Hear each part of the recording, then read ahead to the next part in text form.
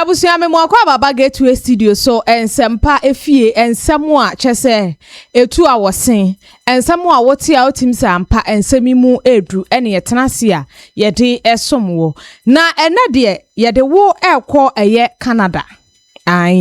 Canada abrochi memu ye tware bosomopo bosoma kwasi na yakọ eye Canada abrochi memu na nim se dru sa abredi a abrochi memu de snow no etosa de sebio ha adru sutobre na ensuo etwa wano no an eto papa wo de hwe video yi a etwaguyi wo hunu se de snow esi eto ewo ye Canada nenso snow yi eto wo Canada yi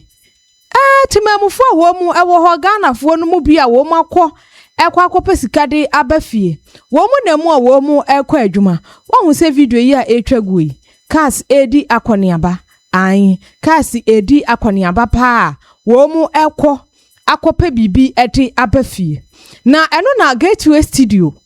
yatena sia na yepese sede Getway Studio ahwefo yesi adwene mo ho na ene yepese yefa abasem bi edi efri snow ya eto ewo Canada yi emu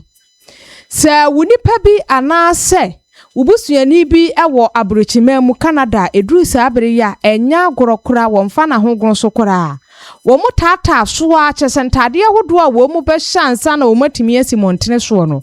enya asem ketoa nanso eyedane a kwantuo mu nsemti obekose ne ebeye obekọ akopa bibi kakra na wono so ede abafie enti se ubusuani ewo ho na se wo pesika de abafie se agya wode beba beye japade amada chibi abusua no so manim abanyamu a wode sika ni bedura hwese adekodi a wode ama osefa kokoye no wode baye ne kwan so pepepe sanse abrochira brabo wo hoi ena fom kura hwese de snow esi eto nanso wo mu namu ekwa adwuma ekwa akopa bibi ede abafie se de video no etwagu na wo hu se video ni a emu no opuro bi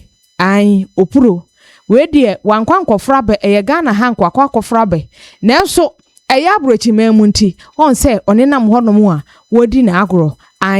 opuro no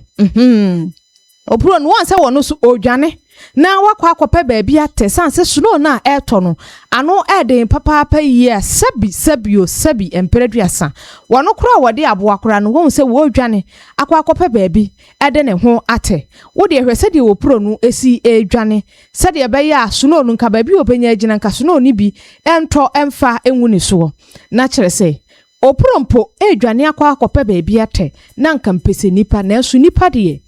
enam se wakwa akopa bibi di abafie di abeboa busua de bia ye japade ama abusua ni mabanyamunti besa onam mu ekwa akoye adwuma so wahu enti kire yen se obiti amanone na wodi sika bafie a se yemfanya japade bia yenhwe hunu se ye de beye japade na so no so ba ninji a wo hunu se snow na etogu ne so no wono so watimi enya so mfaso se ekoba se watena sa snow we mu amana to agunu so afamu akwa adwuma aba na sika wode ebeba fie no se mfaso bi antimi amaso de a na akwa ya awerho sem papa se de snow yi esi eto ewo Canada abontene so no eya de a eya awerho sem ya asefem papa nenso akwantuo mu nsemti ya twese montene so se ye kwa akopa bibi ede abafie Getway Studio esu eni ensempa efie ensemo a wote a emu edro Facebook, TikTok, Instagram eni YouTube videos ahodro bebere ewo ho wokwa no wa like no wa share ama afoforo nso ensa atimi akabi wei eya futusemo a yede asom eye Getway Studio ahwefo